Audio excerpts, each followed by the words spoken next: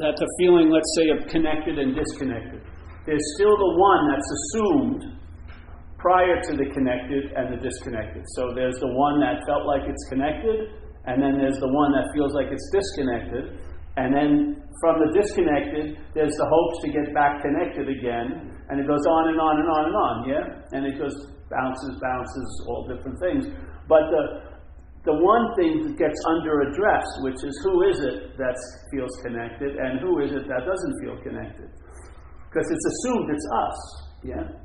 It's assumed. Very little intention is given to what that is. It's just assumed to be me, yeah? And that's fine, but the me that it's assumed to be may not be you. You know, it may not be what you are. It may be, like we were driving, this one statement really got me the other day at an AA meeting, where someone was sharing about the obsession with self, and they're going, you know, all I'm doing all day is thinking about me, and then all I'm doing is thinking about other people are thinking about me. And you know what? Her idea was they were thinking about her me, yeah? But everyone is thinking about me. I mean, every person, every car driving over here is in their little me realm. You know what I mean? There's a feeling of being a special someone. That's the me. It's not like if we were all thinking we were yous, we'd probably have more compassion to the other yous. But because there's all these yous with this very special anointed tiara or crown, me, that changes everything, yet it doesn't change a damn thing. It's just a system of thought, yeah, called me. And everyone's obsessed with it. And part of the obsession is that you think someone else is obsessed with me, and they are, but it's not the me you're taking yourself to be. It's the me they're taking themselves to be. So, in a sense, everyone is obsessed with me, but they feel it's a different me. But I'd love to see like a graph or like a living scale of the me vibration, of the mental condition. I bet you we'd all have the same little printout, pretty much. Yet we'd all have this stubborn feeling that we're different. That's the flavor of it. But I would imagine we're all, if you gauged everyone's little head, emotional condition, like, and you got, you know how they compare things at hospitals, and then everyone would probably have to say, what? Oh yeah. So therefore, it would be the exact same diagnosis for everyone, which is this message. That's why this message is so, to me, valuable, because it's applicable to every me, yeah? Because it doesn't take your personalness into consideration. It sees the me as a foreign installment or a parasite or some kind of flavor that it doesn't have the flavor, it's not you, yeah? So we're looking at it as a foreign installment, and if you can entertain that, it's going to dawn on you, maybe quickly, maybe slowly, but I can be free from it. And then all your desires and longings to be free will finally be aligned in a way that works. Not free as it, not free for it, not free by it, by the doing and having, but free from it. Yeah? The freedom is on the money, that longing, but how it's being applied isn't. It's off. Yeah? Because the freedom is being used, the longing to be free is being used to produce a bondage to an idea in the mind, yeah? That longing is valid. It's just been usurped or taken over. And now it's being used to bond you to an idea of the one who isn't free.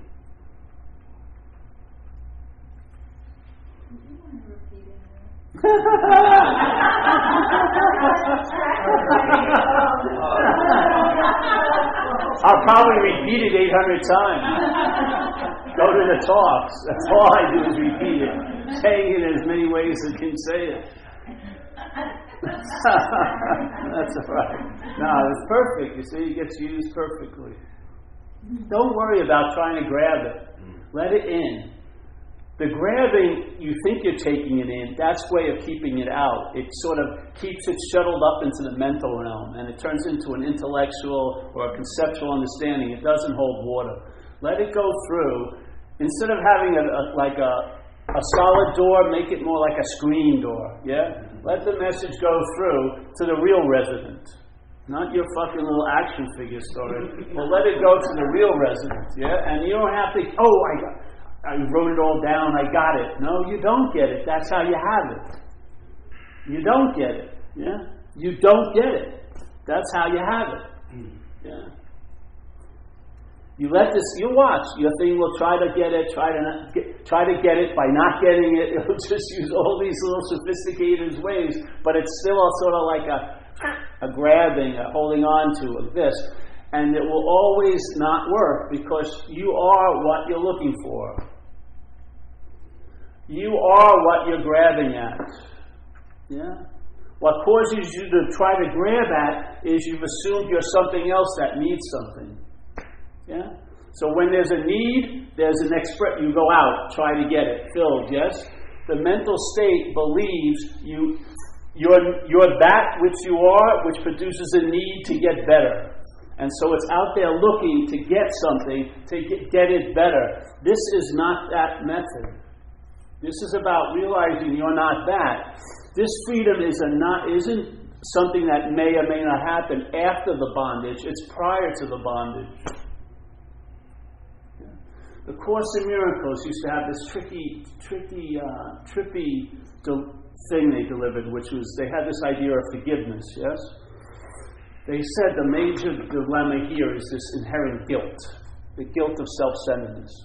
Yeah. And it made a very big impact on me because I had a very strong experience in my life about the guilt of self-centeredness, extremely when I was younger. When my father got ill when I was around 6, yeah. He passed away when I was 9. And before then, he was playing baseball with me, throwing things around, taking me. He'd go with the family to the beach and everything. And then suddenly, he got ill and he couldn't do any of that. So my mother had to sit down with me and told me, Dad's ill. He's not going to be able to go to the beach this Saturday. He's not going to be able to go to the field, play with you, baseball.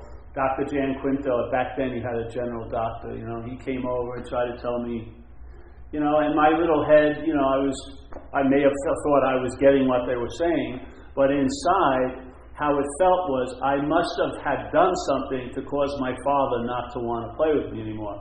And I couldn't get over that. I was overmatched. And so that guilt of self-centeredness that I heard about in the Course in Miracles explained so well, I had a sense-felt experience of that when I was a kid. Yeah? I felt guilty for my father's condition. Yeah? And that was another way where that youthful exuberance got shut down. Yes? That wonder and awe, I don't deserve wonder and awe anymore. Thinking about what did I do? All the thinking got amplified. All of this stuff really rooted in that guilt. So the Course would say that, I don't know, I'm paraphrasing. Of course, many authorities of the Course would say I'm totally off, but I'll give you my own interpretation of it. So the Course is about the inherent guilt that we all are suffering under in a way, that we're trying all these little antics to get out of or to disavow or disconnect from or avoid, is the guilt that we believe we're the cause of separation. Yeah, we left God, let's say. In other words, when we hear these beautiful statements of all there is love and everything is perfect and there's all this and all that, the way our little logic of the self-centered mind is, well, if it isn't that way, I must have had done something to cause it. Yeah? Because my life doesn't look like it's all about love and compassion and separation. It looks like aggression, trying to get what you want, this and that. So, if it's not the way it was supposed to be, I must have done something to make it this way. That's the root of self-centeredness. Yes? If the mental state is rooted in that, that's the guilt you can't escape from. So you're dumping on your significant others, your family, or this, or that, anywhere you can possibly try to get rid of it, but you can't get rid of it in a way. You become like a storage unit. So the Course would go on this whole idea about forgiveness, but it says the real thing is atonement, which is the atonement is the realization is that nothing ever actually happened here. So there's nothing to forgive, nor is there anyone to forgive. That's what this message implies. That's what this message is pointing out. To the freedom that's not after bondage. It's not the opposite of bondage. It's freedom prior to bondage. Yeah? It's not that you found a solution to the problem. the quote-unquote solution informed you there is no problem. That's it. Yeah? It's different, totally different. Because if there was a problem, in time there'll probably be a problem again. I swear to God. And then you're going to be in the business of seeking for solutions, which is a big problem. Seriously, it's a big freaking problem. You may not think it is. You may think it's addressing the problem. It's part and parcel of what we call, quote-unquote, the problem. The trying to get out of it is part of the problem. Just like people come over to me and, they've adorned a woman as their higher power, So she has refused their entrance to the court, they're flipped out, and now they're waiting for a call or a little look. Okay, you can come back in, and then they come and talk to me about it. They don't see that as part of what's going on. They think the talking about it is separate from what's going on. It's part of what's going on. It's like a process. This happens, They try to get a little relief, yap about their role in it. They do this. If I wouldn't have looked at her that way, I'd still be there. Living in a minefield. I mean, how much fun is that? Yeah. So you see that. So the talking about it, the seeking a solution, is part of the problem. It's defining the reality of the problem in a way. So the solution is prior. So this solution is temporary, extremely temporary, because it's like the Course in Miracles would say beautifully. We're in this dream, yes, and we're going to dream ourselves out of it. So the dreaming is going to dream itself out of the dream, and as it does, the dream's going to get happier. So in this dream, there seems to be a real problem. So in the dream, there's a real solution. We're going to start entertaining that solution. When it reveals itself, what it reveals is there is no problem. There goes the solution. Yeah? That's dreaming yourself out of the dream. In the dream, there's problems and solutions. Dreaming yourself out of the dream, the solutions just point out there is no problem. That's the process, if you want to call it a process. Or the expansion. Yeah? So the idea as soon as there's a bondage, it initiates a desire to get out, which you think has a purpose to get out, but its real purpose is the act of being bonded. Yeah? You're bonded trying to unshackle the chains, aren't you? While you're trying to unshackle yourself, you're actually in the experience of bondage. So as you're pursuing freedom from bondage, you're in bondage in a way. You're not literally, but it seems, it's a trick. So if we were looked upon from a higher up thing, you would see the amount of relief we're actually in to the amount of the time we spend trying to get the relief or get out of the problem. It's way, this percentage is not good. You know what I mean? We may get like a 3% oases or, the false mirages, and then 97% seeking. That's the slavery. The slavery we're in, we don't know it. We don't know the slavery. We think we know all our problems, but we don't realize, in a sense, we are the problem. Like AA says, we're not people with problems, we are the problem. And it's exactly that, because the solution is its identification as self. Yeah? So in a sense, how could I ever get relief if I'm the problem? The only way you could ever get relief if you are the problem is that the problem is identification as what you're not. Because if you see you're not that, then you're not the problem anymore. Yes? You don't get out of it, you just realize you were never in it. You see? It doesn't take any time.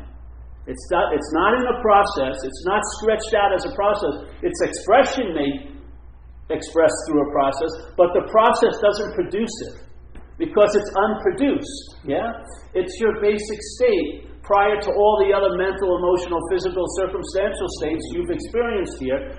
It's a stateless state. It's prior to it, not after it. It's not after it. So how could that which comes after produce which is prior? It's impossible. How could what comes after produce what is prior? What is prior is producing what is after, and what it's producing can only reach the level of seemingly so. It's a dream. It can only feel as real can be to a you. It can't feel as real can be. Not to everybody, because it won't. It feels as real can be to a you.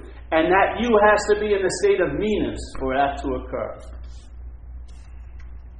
And we don't have any separate forms of meanness. It's the same me. We're just thinking it's a different body. It's the same meaning going on. We're all obsessed. Yes, all we think about is me. Every freaking person. We're thinking, no, they're thinking about me. You're right. It's one of the most clearest thing that lady ever said in my life, I heard.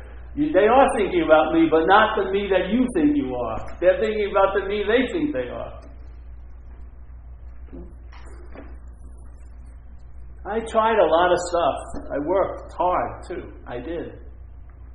I had sincerity, and I had longing, and I had clarity. I had an affinity towards it. I looked, but it was being applied in a wrong manner. I was trying to get out of something I never was in. So it had to fail to be truly, truly valuable. It had to completely fail for it to be valuable. Every time it succeeded somewhat, it furthered the delusion, yes?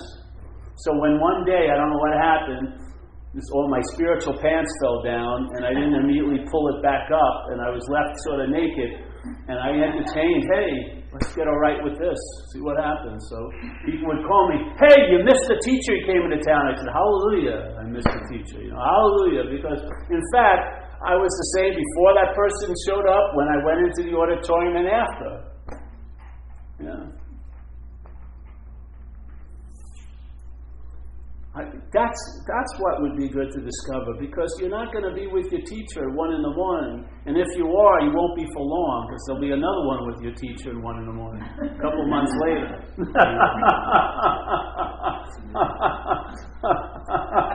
So you might as well find something you don't have to look for. Find it right where you're sitting. It's the only place that you haven't really looked. You've been looking from it the whole time, but you never really looked. Yeah. See who it is, or what it is, and see if that has an effect. And if it starts producing a relaxation that couldn't be produced by doing, having 30 Thai massages and stuff like that, you're on to something. Doesn't mean, I had a lot of misconceptions about, just like when I came into AA, I had misconceptions. I still had a lot of my problems was based on my cocaine use, and it was funny when those patterns of life showed up after I was 3 years sober.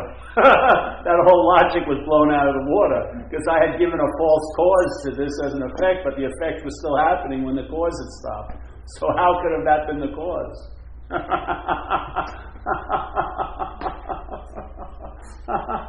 Investigate a little, try it out. If you ask, like, these people I was talking in Mississippi, four subjective questions during a day. Well, you just watch your head is yapping as you're doing whatever you're doing. Just ask who it is, and don't look for an answer. Just sit with it, see what happens. Yeah. The funny thing is, usually, I don't want to even say. It'd be a nice thing to do. If you feel like you get on that train of self-will, yeah, the emergency thing is right where you are. Just ask a question: who's on the train? You don't have to jump off the train. If you realize you're not on the train, there's no jumping off, because if the train's going 5 miles an hour, you jump off, you're going to get a little hurt. If it's 30 miles per hour, you jump off, you're going to get really hurt. But the best way not to get off the train is realize you're not on the train. I don't want to go there again. All right, there you go.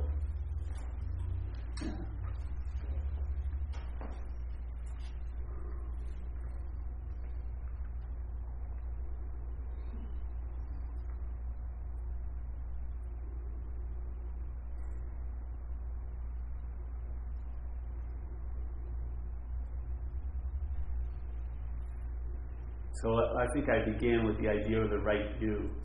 So Buddhism, you've heard Buddhism, yeah? So Buddhism, one methodology of Buddhism has the Eightfold Noble Path as a very important aspect, yes? sort of like the AA 12 steps in a way, like a linear thing. And so if you look at it in a linear way, it has the first statement is right view. Yeah. And I don't remember all of them because I don't care really. The right view is the only one that matters really. So then it's right understanding, right livelihood, right meditation, right. Yeah? But the right is in the view. Yeah? When the view's entertained, the rightness of the view will migrate into your activities. Instead of trying to produce the right view by the activities, it'll migrate into whatever activities you're in. Yes? Yeah. The right view in some circles of Buddhism is this idea of non-self. Yeah? Not self, it doesn't mean that. It says non-self. It's not saying what you are, it's just a negation. Yeah? Just like non-duality isn't a thing, it means not to. So non-self is not self. That's what it means. It's not saying anything else, it's just questioning that, because that's all you need to do. Most of the other answers are two-sided. You know, you realize you're fucked and then you get unfucked. This is not that way. All you realize is you're not the one that thinks that it's fucked, and then you realize you've never been fucked. And that's a much more stable unfucked. Yeah. It doesn't take any time because there's no movement, to produce anything.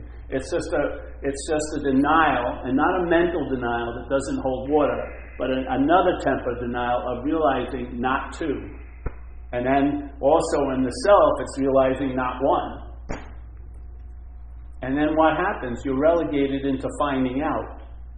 Finding out. Just like how many times have you been relegated where you took a test? Like when I got sober first year, I went to get an AIDS test. And back then you had to wait for 3 weeks to find out if you had AIDS or not. Yeah? Now, I've been avoiding the responsibility of that for years, but now I was in a big rush to find out, but every day trying to, do I have AIDS? And, back then, it's still terrible. Back then, it was really scary.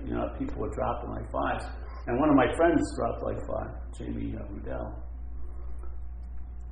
So, but I couldn't know anything. Yeah, I wasn't going to break into the laboratory. It's just like I had to sort of wait, to find out. Yeah, and what I found was the grace of AA allowed me to travel lighter. Yeah, not because it worked out, but while I didn't know how it was going to work out. That's where I saw the real value in the relief I was getting. Not that everything always worked out for my betterment, but I was at peace even while I was waiting for things to work out. Yeah, and that happened with me with money. You'd realize you have no money, and then I hurt my knee, and I used to be a painter, and I didn't know how I was going to pay the rent and everything, and so on and so forth. And yet, and this would happen every few years in the beginning, and this fear of no money. But I didn't gauge that it always worked out, because it did. I started gauging success on how I traveled while it was working out. Yeah.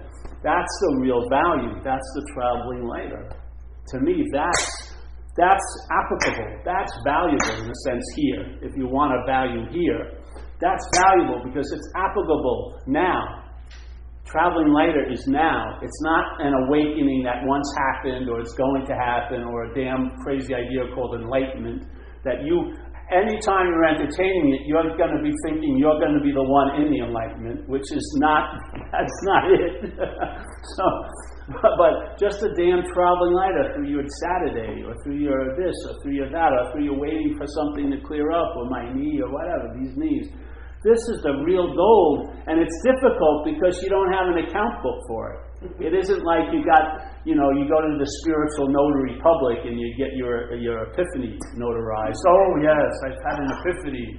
I must be a very clear person. It's very unnoticeable in a sense, but I'll tell you, if you can appreciate it, it's an incredible gratitude-provoking state because you realize how much freedom you have from what's absent in your life. Yes, I mean, being pared down is pretty good. Yeah, really good. I mean, it's really juicy. Yeah. So you're not putting too many hopes on July 12th as the day.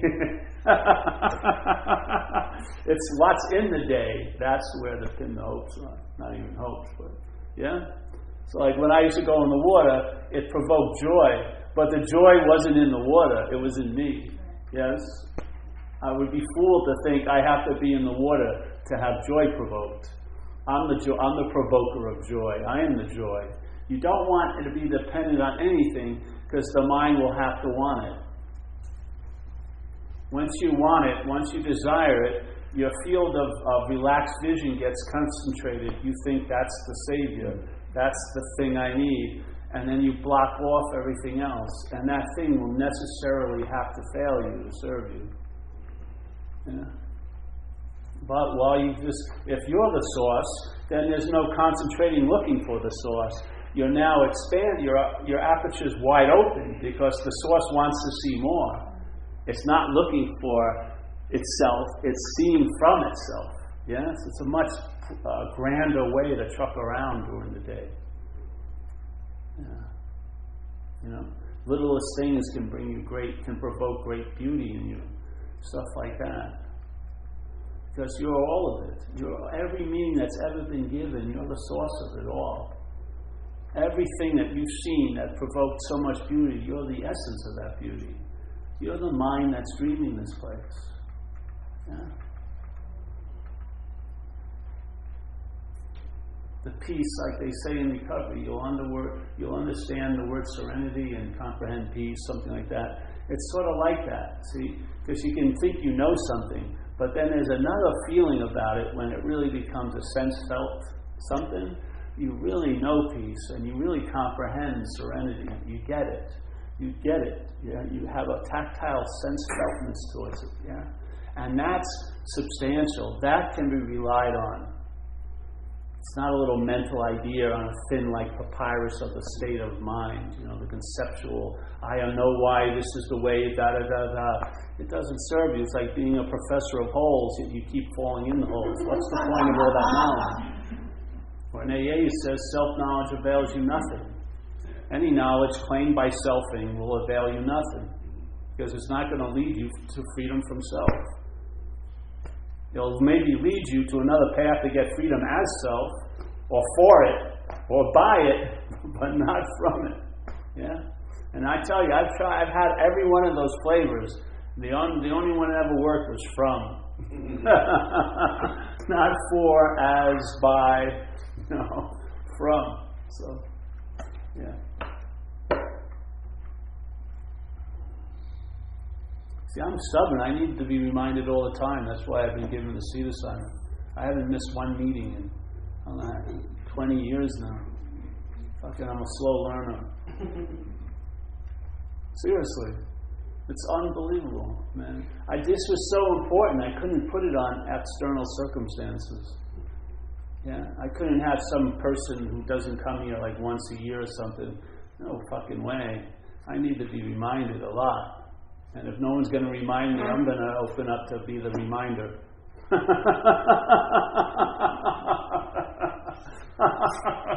Because like the Course says, the best way to learn is to teach. Best way. If you're willing to give it away, you'll have it. If you're willing to have it, but not willing to give it away, you're going to get it. Not going to be what you thought. But if you're willing to give it away, you'll have it. It'll move through you, for sure. Yeah? Willing to give it away. So, that's it, I think. Did you get enough time? It was a short one today. So we just draw it out, whip the dead horse a little more. We missed the biggest chorus of all, which is the beginning, peace, to the music. Yeah? If you heard that, and it's constantly playing, it would have a very stabilizing effect on you, because it's always so. But most of us, we start at the fifth groove, and we're trying to make sense out of something that makes no sense, really, literally, because we're seeing it and predicting it from the fifth groove. And then when we look back from the fifth groove. Instead of looking back and realizing you aren't the fifth groove. We keep stubbornly implying that there's a fifth groove that now is looking for itself. Yeah. You just want to see if one thing can, if one time it just flips and you get into the first, it can be unforgettable. It can be like an unspoken yes. You won't forget it. You realize, yeah, fuck, I'm not that. It's a very profound hit, yeah? Because all day it's batting, So what would happen? What I found out is the song was easier to dance to. And it goes through a lot of changes, But it's just, I've danced on a much lighter manner throughout them all so far. With no thought or effort on my part. I'm not having a difficult time getting it together. I just admit it's impossible to be together. Yeah, my solution is I'm overwhelmed. Not that I can live better. This place totally overwhelms me. Fucking insane, isn't it? Jesus Christ. Everyone's a source of love, looking for love. Fuck, it's crazy. Really. It's mind-boggling. I get upset that I have 2 legs of a pants. I hate putting on pants. Fuck, I got to put another one on? Pisses me off. Another fucking shirt? Oh, shit. No one's noticing. When's someone going to notice?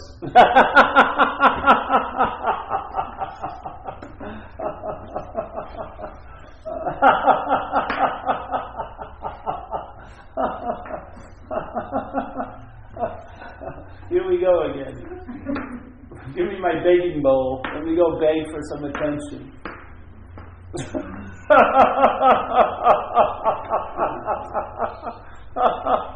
Aren't you tired of it? As long as it's thrown outside of yourself, you're in a state of being a beggar. Be it from the boss, or from the girl, or from this, or from the something or another. This is like true independence, yes? You become dependent on what you are, in a sense, by realizing what you're not, and then you have independence. Even if you have to kiss some ass, it's not you kissing ass.